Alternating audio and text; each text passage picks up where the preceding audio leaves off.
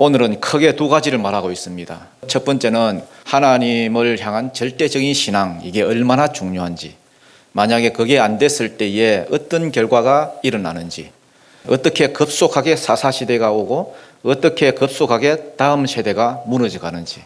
하나님이 분명히 말씀하시기를 가나안 땅에 들어가거든 가나안 사람들을 다 진멸해라. 그리고 어떠한 언약도 맺지 마라. 그런데 이 명령에 백성들이, 특히 어른 세대들이 뭐 했습니까?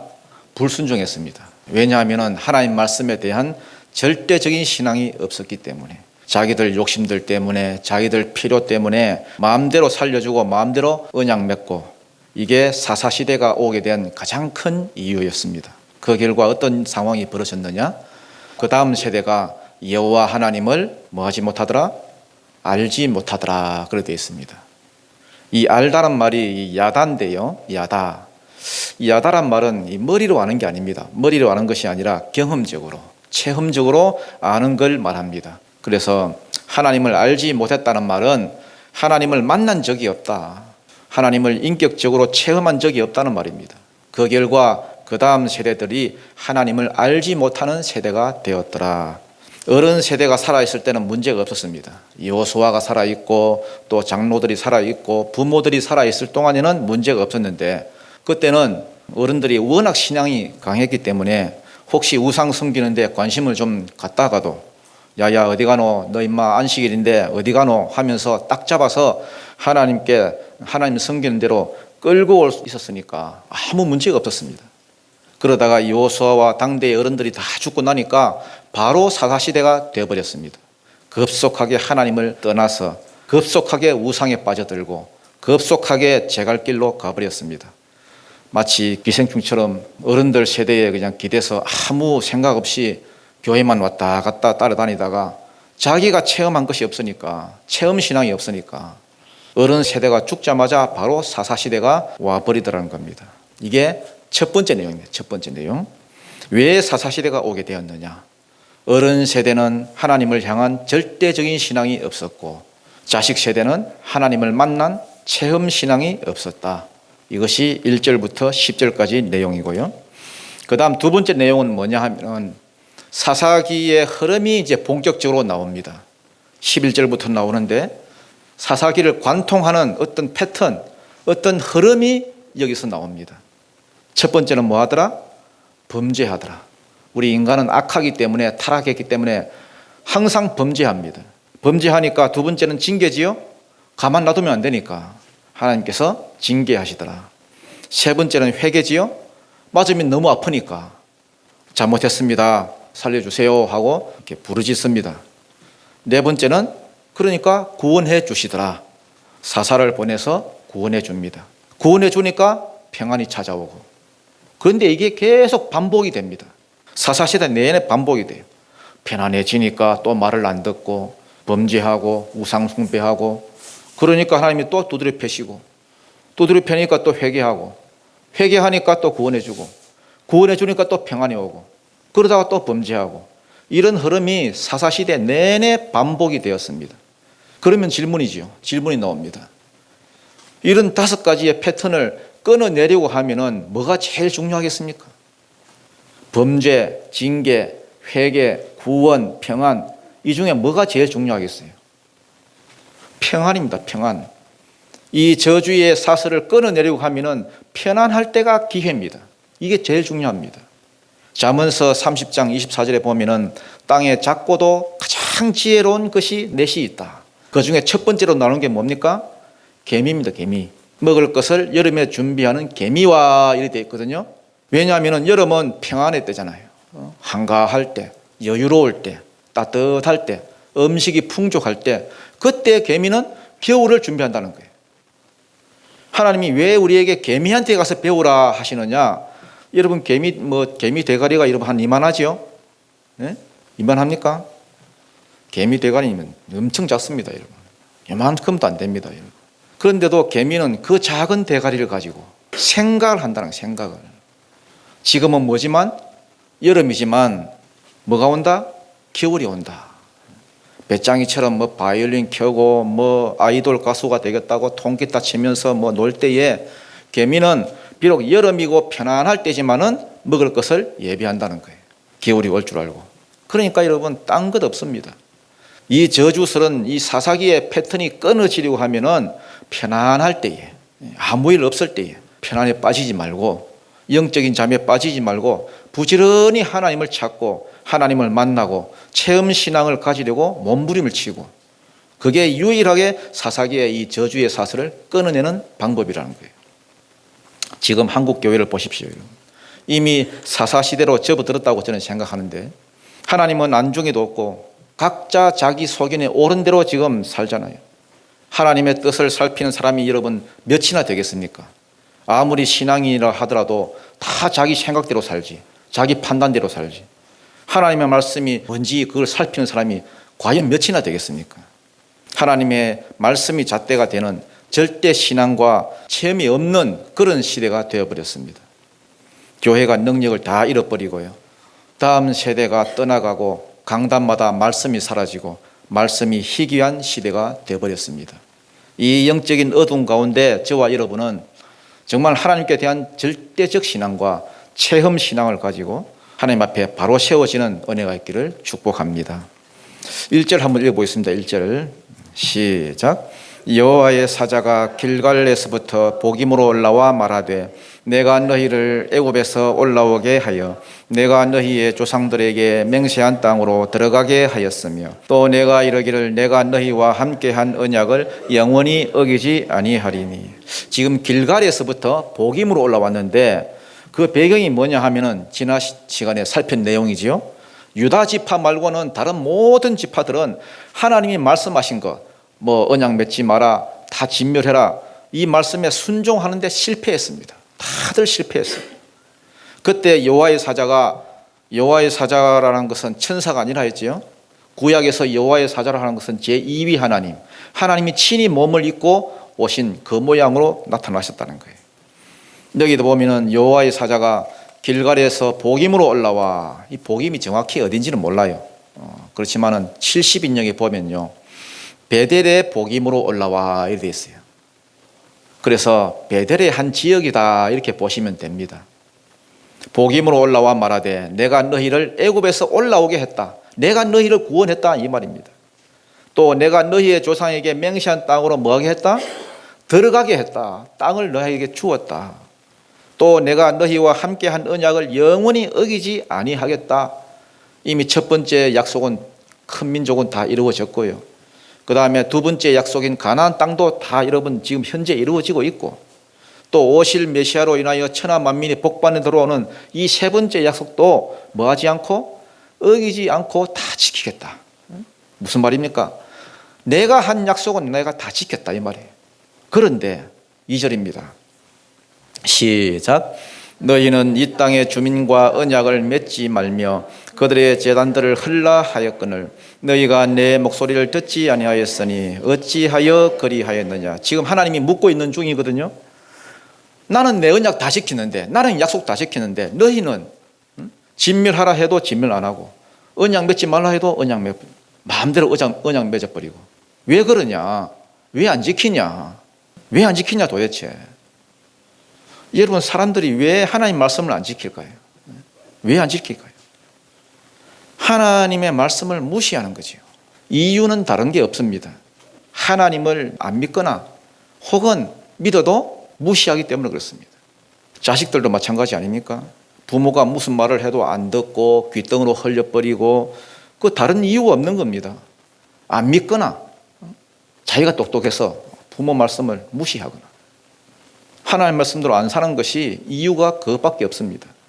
안 믿거나 믿어도 무시하거나. 그게 사사시대를 불러들였습니다. 3절 보겠습니다. 3절 시작. 그러므로 내가 또 말하기를 내가 그들을 너희 앞에서 쫓아내지 아니하리니 그들이 너희 옆구리에 가시가 될 것이며 그들의 신들이 너희에게 올무가 되리라 하였노라.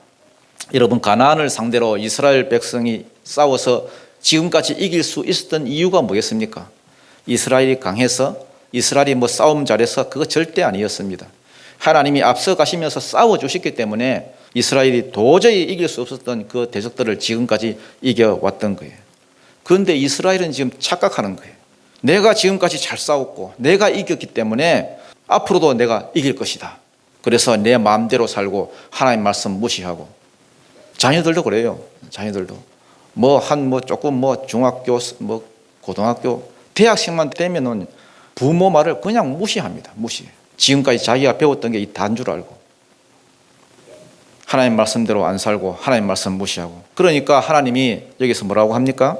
이제는 너희가 진멸하지 않고 남겨놓은 놈들을 내가 뭐하지 않겠다? 더 이상 내가 쫓아내지 않겠다. 그리고 그들이 너희 옆구리에 가시가 될 것이고 그들의 신들이 너희에게 올무가 될 것이다. 올무가 뭡니까? 올무는 죽이기 위한 도구지요. 너희가 살려놓은 그 놈들 때문에 너희가 징계받고 심판받고 죽을 줄 알아라. 실제로 사사기를 지금 읽어보면요, 이스라엘이 남겨놓은 그것들을 이용해서 하나님이 이스라엘을 두드려 패셨습니다. 블레셋 진멸하라 했는데 진멸 안 한 것, 블레셋을 들어서 두드려 패고, 모압을 들어서 두드려 패고, 암몬을 들어서 두드려 패고, 하솔 왕 야빈을 들어서 두드려 패고, 이들이 미처 진멸하지 못하고 남겨두었던 것, 자기들 필요에 의해서 자기의 욕심에 의해서 남겨두었던 그것들을 오히려 하나님께서 들어서 이스라엘을 징계를 하시는 거예요. 그래서 이스라엘 백성을 8년, 10년, 20년 계속해서 점점 그 기간이 길어집니다. 징계의 기간이. 오늘날 영적으로 보면은 진멸하지 않고 남겨둔 이것들이 결국 뭐겠습니까? 오늘날 우리에게는 뭐겠어요? 여전히 우리 안에 남아있는 약한 심성들, 그리고 세상적인 습관들입니다. 우리가 예수 믿고 구원은 받았지만은 구원받고 가나안에 들어오긴 들어왔는데 여전히 내 안에는 세상적인 습관들, 또 내 악한 성품들, 악한 심성들이 그대로 남아있는 거예요. 이게 다 진멸해야 되는데, 이제는 신앙의 힘으로 이 맞서 싸우고 제거하고 끊어내야 되는데 이게 힘든 거예요. 이게 정말 힘듭니다. 그래서 싸워야 할 때 싸우지 않고 힘들다고 놔둬버리면은, 다시 말해서 믿음의 싸움을 싸우지 않으면은 결국 그것들 때문에 하나님의 축복의 통로가 막혀버리고 하나님의 징계를 우리가 받게 되고 결국은 나에게 올무와 가시가 된다는 거예요. 순종하는 것도 마찬가지입니다. 순종하는 것도 여러분, 순종을 하다가 어느 순간 온전히 순종하지 못하고 남겨둔 순종, 온전히 헌신하지 못하고 남겨둔 헌신, 이 정도면 됐지, 할 만큼 했지 하고 머물러 버린다니까요. 그러면 결국 그게 나에게 올무가 되고 가시가 되고 하나님의 축복의 통로를 막아버리는 그런 것이 된다는 거예요. 그것들이 너희에게 가시가 되며 올무가 되리라. 4절입니다. 4절 5절 한번 읽어보겠습니다. 시작. 여호와의 사자가 이스라엘 모든 자손에게 이 말씀을 이르매 백성이 소리를 높여 운지라. 그러므로 그것을 이름하여 복임이라 하고 그들이 거기서 여호와께 제사를 드렸더라. 복임이란 말이 이제 성경 난회주에 보면요, 그 옆에 보면은 1번 해가지고 갈로 되어 있죠. 성경에 보면 그렇게 되어 있습니다. 뭐라고 되어 있습니까? 우는 자로 되어 있죠. 우는 자. 이 복임은 한마디로 통곡이란 말이에요. 통곡. 동네 이름이 통곡이 되어 있습니다. 얼마나 그 사람들이 울었던지. 동네 이름이 통곡. 다른 말로 말하면 곡성. 이스라엘이 여호와의 사자의 말씀을 듣고 진짜 많이 울었던 것 같습니다. 여호와의 사자가 머리를 막 쥐어 박으니까 두 가지를 했습니다. 두 가지. 첫 번째는 뭐 했고? 울었고. 또 하나는 뭐 했고? 제사를 드렸고. 예를 들면 제사, 번제를 드렸거나 혹은 기본적인 속죄제, 화목제 이런 걸 드렸겠지요. 울기는 왜 울었을까요? 왜 제사를 드렸을까요? 두려웠겠지요. 하나님께서 두드려 패신다니까 두려운 마음으로 회개하는 겁니다. 그러면 그 죄가 없어졌을까요? 없어졌을까요? 어떤 일을 했을까요? 내가 다시는 그들을 너희 앞에서 쫓아내지 아니하리니 그들이 너희 옆구리에 가시가 될 것이며 그들의 신들이 너희에게 올무가 되리라 했던 요 말이 안 이루어졌을까요? 아닙니다, 여러분. 이제부터 시작입니다. 3장부터 읽어보면 가나안 7족속에게 터지고 우상으로 망하는 내용이 계속해서 나옵니다. 아니, 그렇게 울고불고 회개했는데, 제사를 드려서 죄를 넘겨버리려고 했는데, 노아 때도 여러분, 노아 홍수 심판 때 노아가 번제를 드렸더니 하나님이 그 제사를 받으시고 다시는 이제는 물로 땅을 심판하지 않겠다 하고 심판을 거두고 복을 내려주셨잖아요. 그럼 이것도 울고불고 회개하고 제사를 드리고 뭐 그렇게 했으면은 죄가 끊어지고 이제는 복이 쏟아져야 되는데 하나님이 그냥 읽어보면 그런 게 없습니다. 계속 터집니다. 3장부터. 왜 그럴까요? 왜 그렇겠습니까? 왜 그때는 맞고 지금은 틀릴 거예요? 삶이 없었습니다. 삶이. 울고 불고만 했습니다. 제사만 드렸습니다. 울고 제사 회개하고 제사 드리고 다 했지만 결정적인 것 중요한 거 하나 그게 없었어요. 그에 걸맞는 삶이 없었습니다.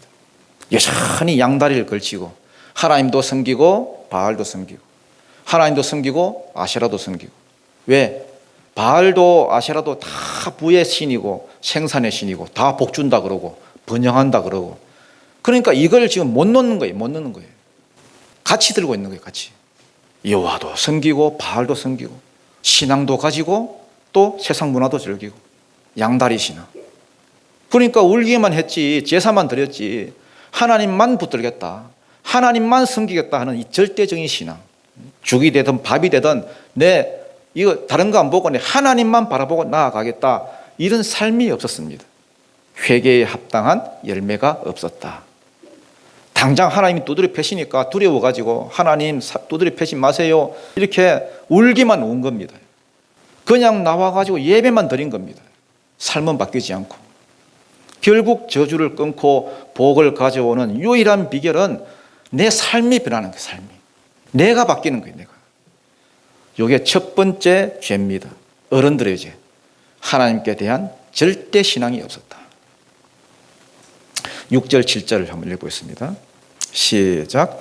전에 여호수아가 백성을 보내며 이스라엘 자손이 각기 그들의 기업으로 가서 땅을 차지하였고 백성이 여호수아가 사는 날 동안과 여호수아 뒤에 생존한 장로들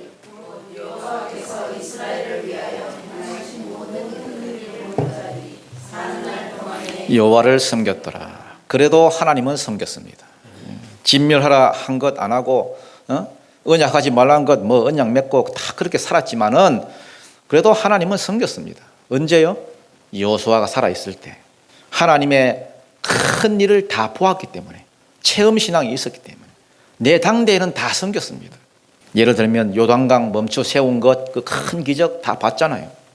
그 다음에 여리고성 돌았더니 다 무너지고 여리고성이 무너지고 또 해와 달이 멈추어 선 것 이런 여러 가지 그 하나님이 이스라엘 위해서 해가진 큰 일을 자기들은 다 체험을 했습니다.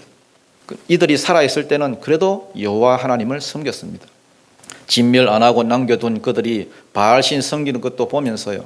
자기 자녀들이 막 바알신 섬기고 싶었지만은 바알신 축제 때마다 여러분 거기 참석하려고 뒤로 슬쩍 빠지는 놈들을 보고는 어른들이 야야 너 어디 가노 너? 지금이 2월인데 2월이 바알신 축제거든요. 바알신 축제에 가려는 거 아니야? 그 옷이 왜 이렇게 야한데 너 어디 가노 지금? 이러면서 딱 하나님께로 그냥 이끌어 주는 게 있었습니다. 그래서 당대 어른들이 살았을 때는 여호와 하나님을 완전히 떠나지는 않았습니다. 붙어 있었습니다. 그런데 8절부터 10절 한번 읽어보겠습니다. 시작. 여호와의 종 눈의 아들 여호수아가 110세에 죽음에 무리가 그의 기업의 경내 에브라임 산지 가서산 북쪽 딥낫 헤레스에 장사하였고 그 세대의 사람도 다 조상들에게 돌아갔고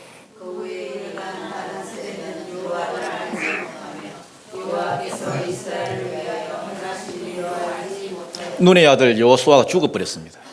지도자가 죽어버렸습니다. 그래서 이 에브라임 산지 딥낫 헤레스에 다른 말로 딥낫세라에 묻혔습니다. 그 다음 엘르아살 대제사장도 죽었습니다. 여호수아서 24장 마지막 부분에 보면은 아론의 아들 엘르아살도 죽어서 에브라임 산지에 묻혔다 되어 있습니다. 공통점이 뭡니까? 다음 세대를 세우지 못하고 죽은 거예요. 다음 세대를 키우지 못하고. 자기들은 하나님 체험 다 하고 체험 신앙을 가지고 신앙생활 잘하고 살았는데 딱 죽고 나니까 어떤 일이 벌어졌느냐. 그 다음 세대는 하나님을 알지 못했습니다. 왜? 절대적인 신앙이 없었기 때문에, 절대적으로 하나님만 섬기는 그 모습을 보여주지 못했기 때문에 자기들만 믿음 좋았던 거예요. 세상에 어떤 부모가 여러분 자기보다 자식이 못 살기를 바라겠습니까? 다 여러분 자기보다 잘 살고 잘 되기를 바라지. 어떤 부모가 여러분 자식이 자기보다 신앙이 안 좋기를 바라겠습니까? 다 자기보다 더 신앙이 좋고 더 축복 많이 받고 잘 살기를 바라지. 그런데 아니더라는 거예요. 아니더라. 여호와를 알지 못했다 되어 있습니다. 알지 못했다는 말이 로야다입니다. 로야다. 이 절대 부정사거든요. 하나님을 전혀 알지 못하는, 요만큼도 알지 못하더라.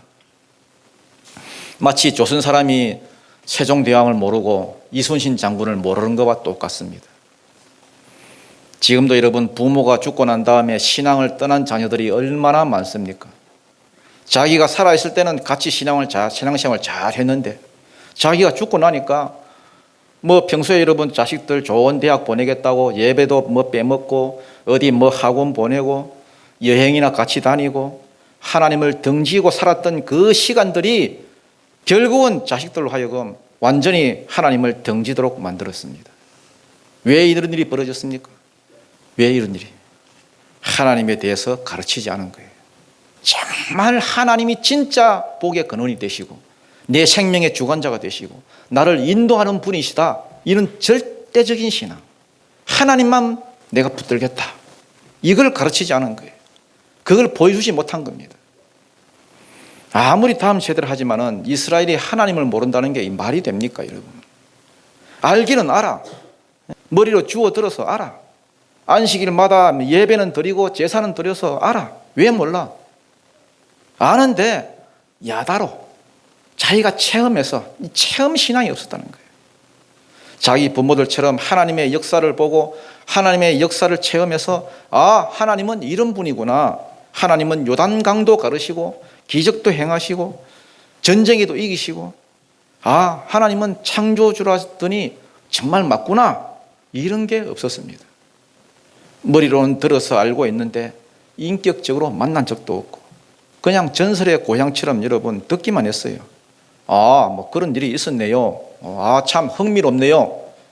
듣기는 들었고 보기는 보았지만은 그냥 지식 삼아, 교양 삼아, 자기들 체험이 되지 못하고 자기들 신앙이 되지 못했다는 거예요. 부모 세대는 하나님만 붙드는 절대적인 신앙이 없었고 자식 세대는 하나님을 인격적으로 만난 체험 신앙이 없었고 결국 그 결과 어떤 일이 벌어졌느냐? 첫째, 자기 조상들하고는 완전히 다른 세대가 되어버렸습니다. 다른 세대가. 지금 다음 세대가 나와야 되는데 다른 세대가 나와버렸습니다. 10절에 보니까 그렇게 되어 있죠. 그 후에 일어난 다른 세대는 그렇잖아요. 다른 세대. 여호와를 알지 못하는 다른 세대가 되어버렸습니다. 자기하고 생각도 다르고 신앙도 다르고 말도 안 통하고 완전히 그냥 새로운 종자가 되어버렸어요. 두 번째, 또 어떤 일이 벌어졌느냐? 급속히 사사시대가 되어버렸습니다. 부모 세대가 절대 신앙이 없고 자식 세대가 체험 신앙이 없는 이 두 가지가 뭘 가져왔느냐? 11절을 가져왔습니다. 11절. 하나님을 버리고 바알 신 섬기고 그래서 하나님께 계속 두드려 맞는 이런 흐름을 가져왔습니다. 저는 이걸 보면서 교회가 한 세대만 해도 망할 수 있구나, 이걸 생각했습니다. 지금도 보이잖아요. 코로나 딱 2년 왔는데 그동안 문 닫은 교회가 엄청 많습니다. 아무리 핍박과 환란이 온다 해도 절대적인 신앙을 붙드는 그런 성도는 어떻게든 하나님을 섬깁니다. 이스라엘 백성이 아무리 어른 세대가 다 죽었다고 하더라도 어떻게 한 세대 만에 이런 다른 세대가 될 수 있습니까? 한 세대 만에 망해버렸습니다. 교회가 한 세대만 해도 망할 수 있다는 걸 여러분 아셔야 됩니다. 뭐가 없으면? 하나님만 붙드는 절대적인 신앙이 없으면, 또 뭐가 없으면? 하나님을 인격적으로 만나는 체험 신앙이 없으면. 그래서 어른 세대는요, 물으셔야 됩니다. 물으셔야 돼요. 애들한테 물으란 말이 아니라 하나님께 묻고 그 다음에 자기 양심에 물으셔야 됩니다. 지금 내 자녀가 교회는 다니는데 과연 체험 신앙이 있는 놈인지 절대 신앙이 있는 놈인지 지금 물으셔야 되고요. 계속 물으셔야 됩니다. 그 다음 자식들도 물어야 됩니다. 자식들도. 내가 절대 신앙이 있는지, 체험 신앙이 있는지, 내가 진짜 인격적으로 하나님을 만나서 부모님의 하나님이 아니라 내 하나님이 되는지, 부모님의 신앙이 아니라 내 신앙인지, 이거 묻고 확정을 해야 됩니다. 지금 많은 한국의 다음 세대들이 부모에게 끌려서 신앙생활을 하고 있습니다. 아직 여호수아가 살아있을 동안에는 체험신앙 없어도 교회 잘 다녀요. 잘 다닙니다. 겉으로 보기에는. 억지로 끌려와서 자든지, 딴 생각하든지, 주보에 무궁화 꽃을 그리고 있든지, 다녀요. 그런데 만약에 여러분이 죽는다면 어떻게 될 것 같습니까? 솔직하게. 지금 여러분의 자녀들 어떻게 될 것 같아요? 지금 물으셔야 됩니다. 하나님, 나는 야다가 있는데, 체험신앙이 있는데, 얘들도 지금 자기 체험이 있습니까? 체험신앙이 있습니까? 내가 절대 신앙이 없어서 하나님만 붙드는 모습을 내가 못 보여줘서 우리 애들이 지금 다음 세대가 아니라 다른 세대가 지금 되어가고 있습니까? 묻지 않으면 나중에 정말 깜짝 놀랄 일이 벌어질 것입니다. 사사시대는 여러분 오랜 세월 지나면서 온 게 아닙니다.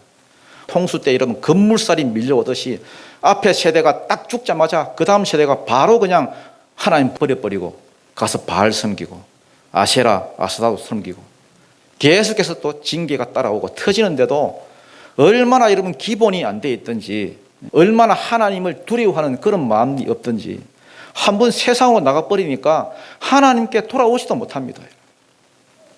힘들면 그냥 하나님 살려주세요 부르짖기만 할 뿐이지, 불쌍해서 구해주긴 구해줍니다. 그러나 그때뿐입니다. 완전히 다른 세대가 되어버렸습니다. 여러분, 부모가 뭡니까? 여러분, 부모가 뭐겠습니까? 부모는요, 내가 먼저 길을 가보고 그 길을 제시해 주는 것이 부모입니다. 내가 먼저 살아보고 살 길을 제시해 주는 게 부모입니다. 절대신앙, 체험신앙. 11절은 요 두 가지 죄 때문에 사사기의 흐름이 시작됐다는 것을 알려줍니다. 11절입니다. 11절 시작. 이스라엘 자손이 여호와의 목전에 악을 행하여 바알들을 섬기며, 대표적인 죄악이 뭐냐? 우상 숭배입니다. 악을 행하여 바알들을 섬기며, 복수를 딱 써가지고요, 온갖 동네에 있는 바알들을 다 섬겼다는 말입니다. 우리도 초파일 되면 4월 초파일 되면 세 군데는 다니잖아요. 세 군데. 여러분 몰라요 그거? 이 절에 갔다가 저 절에 갔다가 세 군데를 돕니다. 세 군데. 그런 것처럼 동네마다 바알 신전이 있으니까 여기 갔다 저기 갔다가 더 효험이 있다는데, 더 복을 준다는데 가가지고 이러고 바알들을 섬겼습니다. 12절을 보니까 애굽 땅에서 그들을 인도하여 내신 그들의 조상들의 하나님 여호와를 뭐하고? 버리고. 인간적으로 이러면 안 되지. 자기를 구원해 주신 하나님을 버려버리고 바알들을 따라갔다는 거예요. 버리고 다른 신들 곧 그들의 주위에 있는 백성의 신들을 따라 그들에게 전하여. 절하여가 여러분 누가 억지로 시킨 게 아닙니다. 이 제기퇴로 되어 있어요. 제기퇴로. 스스로 누구의 강압에 의해서 야 가서 절해 그래가지고 가서 절한 게 아니라는 거예요. 자기 스스로 가서 절했다는 거예요. 절하여 여호와를 진노하게 하였으되 곧 그들이 여호와를 버리고 바알과 아스다롯을 섬겼으므로. 왜? 농사를 지어야 되니까. 농사를 자기들은 평생 목축업만 했으니까 농사 지으려면 바알 섬겨야 됩니다.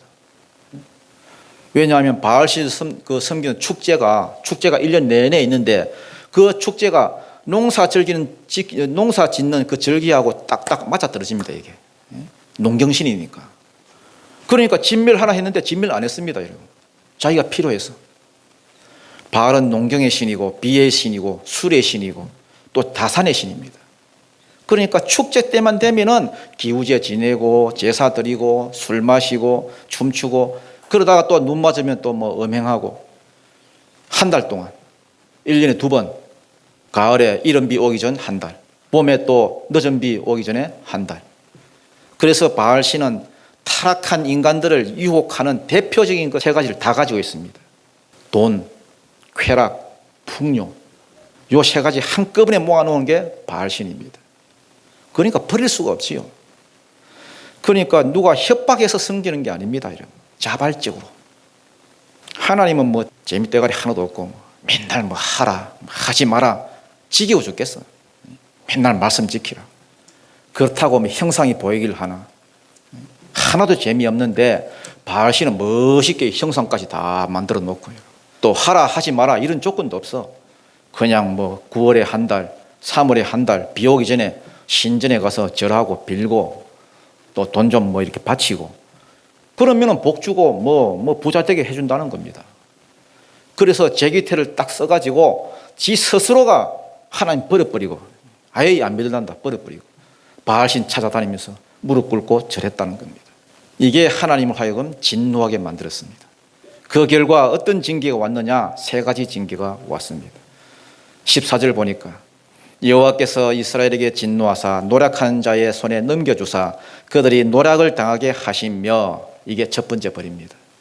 또 주위에 있는 모든 대적의 손에 팔아 넘기심에 그들이 다시는 대적을 당하지 못하였으며 이게 두 번째 벌입니다. 15절 그들이 어디로 가든지 여호와의 손이 그들에게 재앙을 내리시니 이게 세 번째 벌입니다. 첫 번째 벌이 뭡니까? 노력하는 자의 손에 넘겨주사. 쇠가 빠지게 키워놨더니 쇠가 빠지게 그냥 양 키우고 소 키우고 농사 지어놨더니 노력하는 자가 와가지고 싹쓸이 해갔습니다. 오, 이 자식들 농사 잘 지어놨네. 아유 먹을 게 많네. 모압 사람들이 와서 싹 뺏어갔습니다.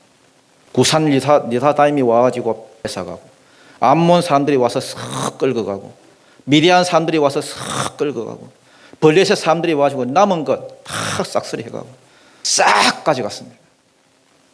그렇게 먹을 것 안 먹고 쓸 것 안 쓰고 모아놓은 이 뱀이 알 같은 이 재산 병원이 홀라당 가져가 버리고 사기꾼이 싹 가져가 버리고 보이시피싱이 싹 가져가 버리고 자식들이 한 번씩 와가지고 싹 가져가 버리고 들어오는 것보다 나가는 게 더 많아. 바알 섬기고 아세라 섬기면 부자 된다고 해서 섬겼더니 걸뱅이가 되더라. 두 번째 벌이 뭐냐? 또 주위에 있는 모든 대적의 손에 팔아 넘기심에 그들이 다시는 대적을 당하지 못하였으며 옛날에는 여러분 가는 데마다 이겼습니다. 백전 백성 어른 이기지 애 이기지 다 이겼습니다. 그런데 어찌된 판인지 가는 데마다 다 집니다. 여러분 백전백패. 왜 그러냐? 왜냐하면 이게 앞에서 이긴 것들도 지들이 잘해서 싸운 것이 아니라 하나님이 싸워주신 거잖아요. 그런데 지금은 하나님이 싸워주시지 않으니까 이길 재간이 있습니까? 여러분 가는 데마다 졌습니다. 오히려 하나님이 대적을 세웠습니다. 대적을 계속 반복되는 말이 하나님이 모압을 강성케 하사 이스라엘을 치심해야 됐습니다. 저는 이걸 보고요, 참 하나님은 참 이스라엘을 때리러 가다 보니까 이스라엘을 때려야 되는데 징계를 해야 되는데 모압이 지금 너무 약해. 너무 약해. 그러니까 모압을 강성케 만들어 가지고 이스라엘을 패는 거예요. 이게 말이 됩니까, 여러분? 그래도 회개를 안 하니까 이제 세 번째 벌 15절이죠. 그들이 어디로 가든지 여호와의 손이 그들에게 재앙을 내리시니 하나님이 직접 치십니다. 밭에 갔더니 어떤 놈이 불을 질러버렸네. 집에 갔더니 애가 죽어있네. 열받아서 술집에 갔더니 20년 만에 만난 원수가 나를 죽이려고 씩씩거리고 있네. 그래서 아모스 5장 19절에 보면 이런 말이 있습니다. 사자를 피하려다가 곰을 만나고 곰을 피하려고 집에 왔더니 힘들다 하고 이렇게 벽에다 손을 댔는데 거기 하필이면 뱀이 있어. 뱀이 물어버렸어. 어디를 가든지 재앙이 따라다니더란 거예요. 이럴 수가 있습니까, 여러분? 어디를 가도 재앙이 따라다녀. 옛날 여호수아 때는 어디를 가도 이기고 어디를 가도 잘 되더니 딱 한 세대 만에 자기가 살았을 때는 정말 모든 것이 잘 됐는데 딱 내 자식 때 했더니 재앙이 따라다니는 게 말이 됩니까? 이게 징계였습니다. 그렇지만 다행스럽게도 하나님은 긍휼에 풍성하신 하나님이다. 절망 중에도 긍휼을 베푸시는 하나님이기 때문에 이런 징계가 이스라엘로 하여금 회개하도록 만들었습니다. 비록 잠시였지만 만약에 진짜 징계를 줄이고 작정했다면 저 같았으면 여러분 내버려 둡니다. 그러든지 말든지. 가만히 내버려 두는 거예요. 그대로 망하게. 그렇지만 두드려 패는 이유가 뭐냐? 새끼이기 때문에 그렇습니다. 새끼이기 때문에. 자녀이기 때문에. 히브리서 12장 8절. 징계는 다 받는 것이거늘 너희에게 그것이 없으면 너희는 사생자요 친아들이 아니다 했습니다. 성도들에게 왜 고난이 오고 왜 어려움이 옵니까? 친아들이기 때문에, 자녀이기 때문에. 왜 두드려 패고 징계하고 벌을 주는지 그 이유를 잘 생각해 보라는 거예요. 자녀이기 때문에, 사랑한 자기 때문에 징계하신다는 거예요. 그렇게 서로 돌아오라고. 15절입니다. 같이 읽겠습니다. 시작. 그들이 어디로 가든지 여호와의 손이 그들에게 재앙을 내리시니 곧 여호와께서 말씀하신 것과 같고 여호와께서 그들에게 맹세하신 것과 같아서 그들의 괴로움이 심하였더라. 그들의 괴로움이 심하였더라. 아, 괴로워. 아이고, 괴로워. 그래서 나온 노래가 있습니다, 여러분. 괴로워. 괴로워서 못 살겠어요. 아십니까, 이 노래? 웃는 분들은 다 옛날 분들이. 원래는 외로워 못 살겠다 이런 노래였던 것 같은데. 아무튼 여러분, 괴로워서 못 살 지경입니다. 여러분 인생이 괴롭거든요. 한숨만 짓지 말고 여러분 인생을 좀 더듬어 올라가 보시기 바랍니다. 뭐가 잘못됐는지 한숨만 짓지 말고. 이스라엘이 얼마나 괴롭고 고통스러웠으면 결국은 회개합니다. 왜? 괴로워 죽겠거든. 하나님 살려구다사이. 너무 힘든, 괴롭습니다. 우리가 잘못했습니다. 그래서 사사를 세우시고 구원해 주는 장면이 16절부터 나옵니다. 16절부터 우리 17절 한번 읽어보겠습니다. 시작. 여호와께서 사사들을 세우사 노략자의 손에서 그들을 구원하게 하셨으나 그들이 그 사사들에게도 순종하지 아니하고 오히려 다른 신들을 따라가 음행하며 그들에게 절하고 여호와의 명령을 순종하던 그들의 조상들이 행하던 길에서 속히 치우쳐 떠나서 그와 같이 행하지 아니하였더라. 그래도 사사가 살아있을 동안에는 구원해 주십니다. 18절 보니까 여호와께서 그들을 위하여 사사들을 세우실 때에는 그 사사와 함께 하셨고 그 사사가 사는 날 동안에는 여호와께서 그들을 대적의 손에서 구원하셨으니 이때가 뭘 누릴 때입니까? 평안을 누릴 때입니다. 그러면 이때가 중요해요. 평안할 때가 기회입니다. 기회. 이때 막 체험신앙을 가지려고 애써서 성경을 읽든지 말씀을 듣든지 기도를 하든지 빨리 하나님을 내 하나님으로 만들고 인격적으로 만나버려야 되는데 이스라엘 백성들은 편안할 때 그냥 평안에 빠져버렸습니다. 아이고 편안하다. 아 편안하다.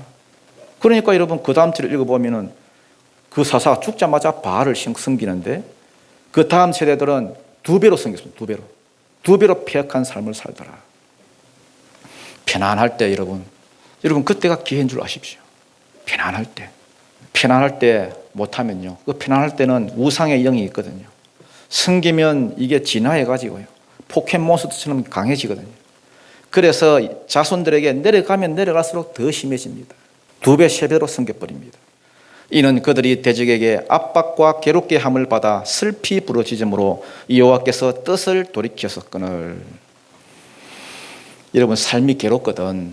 삶이 괴롭거든. 누구 자꾸 원망하지 말고요. 그 원인을 자꾸 딴 데서 찾으면 안 됩니다. 애가 괴로움의 대상이면요. 애한테서 자꾸 원인을 찾으면 안 됩니다. 남편이 괴롭게 하거든. 남편한테서 자꾸 원인을 찾으면 안 돼요. 답을 못 찾습니다. 그러면. 직장 상사한테 원인을 찾으면 안 됩니다. 여러분. 답을 못 찾습니다. 남편이나 아내한테 원인을 찾지 말고요. 여호와께 돌아가라. 여호와 하나님과 나 사이에 어떤 관계에 문제가 있는지. 그래야 답이 나옵니다. 진짜 내 괴로움의 답을 남한테서 찾으면 안 됩니다. 생각 같아서는 남편 저것만 쏙 안 썩이면 내가 행복할 것 같은데, 자식 저것만 쏙 안 썩이면 문제가 다 해결될 것 같은데 그거 아닙니다, 여러분. 근원적으로 내가 하나님과의 관계가 좋은지 안 좋은지 그걸 살펴보셔야 됩니다. 말씀을 정리하겠습니다. 우리 삶 가운데 사사기의 굴레가 씌워지지 않으려고 하면은 편안할 때에 내가 뭘 해야 될지 스스로 생각하는 거예요. 편안할 때에 편안에 빠지지 말고 편안할 때에 기도를 작정하고 편안할 때에 말씀을 읽고 듣고 그래서 체험 신앙에 확고하게 서는 거예요. 오늘 저와 여러분 삶 가운데 잡다한 세상적인 것들을 다 버려버리고 오직 여호와 하나님만 붙드는 절대적인 신앙이 있기를 바라고요. 그 다음에 여러분 자녀의 삶 가운데도 하나님을 인격적으로 만나서 부모의 신앙이 아니라 내 신앙, 체험적인 신앙이 확고하게 있어서 이제는 다른 세대가 아니라 다음 세대로 축복의 흐름이 이어지기를 주님 이름으로 축원드립니다.